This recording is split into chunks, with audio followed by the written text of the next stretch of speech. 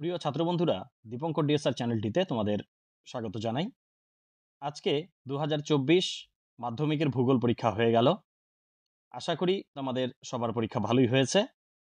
তো চলো আমরা দেখে নিই যে এই ভূগোল পরীক্ষায় কি কি প্রশ্নগুলো এসছে, তার এমসিকিউ এসএকিউ যে প্রশ্নগুলো রয়েছে এবং সাথে ম্যাপ পয়েন্টিং এর উত্তরগুলো এখন দেখে নেব। তাহলে প্রথমেই তোমরা জানো যে তোমাদের মাল্টিপল চয়েস কোশ্চেন থাকে 14টা। সেখানের প্রথম প্রশ্ন ছিল, দেখো, একটি বহির্জাত প্রক্রিয়ার উদাহরণ হলো, উত্তর হবে আবহবিকার। 1-2 পার্বত্য হিমবাহের শীর্ষদেশে হিমবাহ ও পর্বত গাত্রের মধ্যে সংকীর্ণ ও গভীর ফাটলগুলিকে বলে বার্কসরুন্ড। 1-3 বায়ুমণ্ডলের যে স্তরে আবহাওয়ার গোলযোগ দেখা যায় সেই স্তরটি হলো ট্রপোস্ফিয়ার। 1-4 বৈপরীত্য উত্তাপ সংঘটিত হয় যখন, উত্তরটি হবে উচ্চতা বৃদ্ধিতে উষ্ণতা বৃদ্ধি পায়। 1-5 ভূপৃষ্ঠের কোনো একটি স্থানের জোয়ারের সঙ্গে ভাটার সময়ের পার্থক্য হলো 6 ঘন্টা 13 মিনিট। 1-6 সমুদ্রের যে স্থানে উষ্ণ ও শীতল স্রোত উভয় মিলিত হয় তাকে বলা হয় হিমপ্রাচীর। 1-7 বিষাক্ত নয় এমন একটি বর্জ্য পদার্থের উদাহরণ হলো অপশন ধানের খোসা। 1-8 ভারতের উত্তরের পার্বত্য অঞ্চলে অবস্থিত একটি লবণাক্ত হ্রদের নাম হলো অপশন প্যাংগং হ্রদ। 1-9 ভারতের একটি মুখ্য বৃষ্টিচ্ছায় অঞ্চল হলো অপশন শিলং মালভূমি। 1-10 ব্যাসাল্ট শিলার আবহবিকারের ফলে সৃষ্ট মৃত্তিকা হলো অপশন কৃষ্ণ মৃত্তিকা। 1-11 ভারতের কেন্দ্রীয় কার্পাস গবেষণা কেন্দ্রটি হলো অপশন নাগপুর। 1-12 বনজ ভিত্তিক শিল্পের একটি উদাহরণ হলো অপশন কাগজ শিল্প। 1-13 ভারতের ডেট্রয়েট বলে পরিচিত অপশন চেন্নাই। 1-14 উপগ্রহ চিত্রে নদী ও জলাশয় যে রঙের সাহায্যে নির্দেশ করা হয় তা হলো গাঢ় নীল, অপশন। খ বিভাগে 2-1 নিম্নলিখিত বাক্যগুলি শুদ্ধ ও অশুদ্ধ, অর্থাৎ শুদ্ধ হলে শুদ্ধ এবং এবং অশুদ্ধ হলে অ লিখতে হয়। এখানে 2-1 নদীর উৎস অঞ্চলে ধারণ অববাহিকা সৃষ্টি হয়, শুদ্ধ। 2-1 ঝুলন্ত উপত্যকা নদীর ক্ষয়কার্যের ফলে গঠিত হয়, এটি কিন্তু অশুদ্ধ। 2-1 সমুদ্রবায়ু সন্ধ্যাবেলায় প্রবাহিত হয়, শুদ্ধ। 2-1 হিমালয়ের দুটি উল্লেখযোগ্য উদ্ভিদ হলো গড়ান ও গোলপাতা, এটি অশুদ্ধ।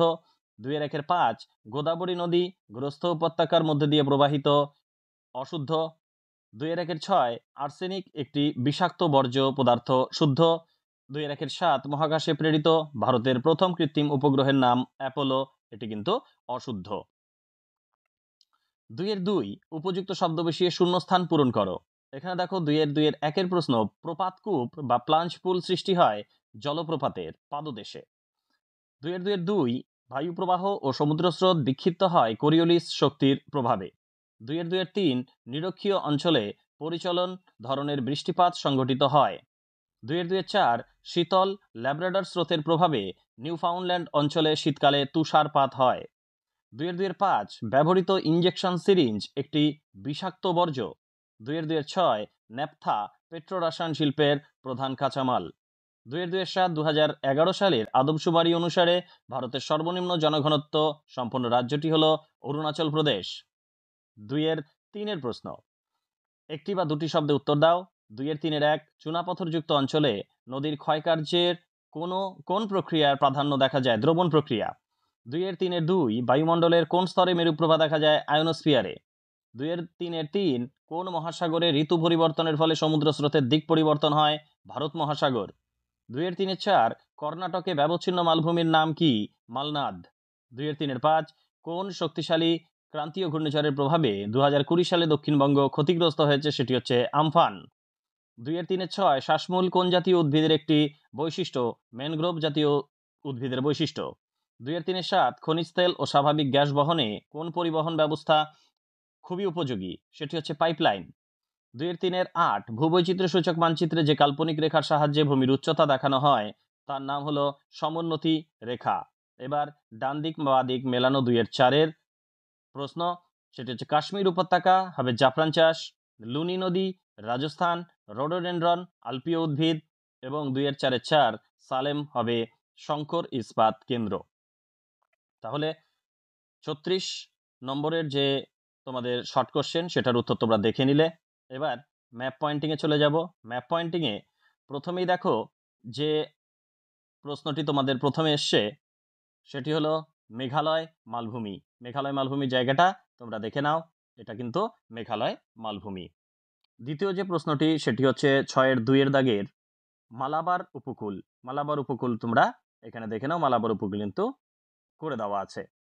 6-3 প্রশ্ন, 6-3 যে প্রশ্নটি এসছে সেটি হলো নর্মদা নদী।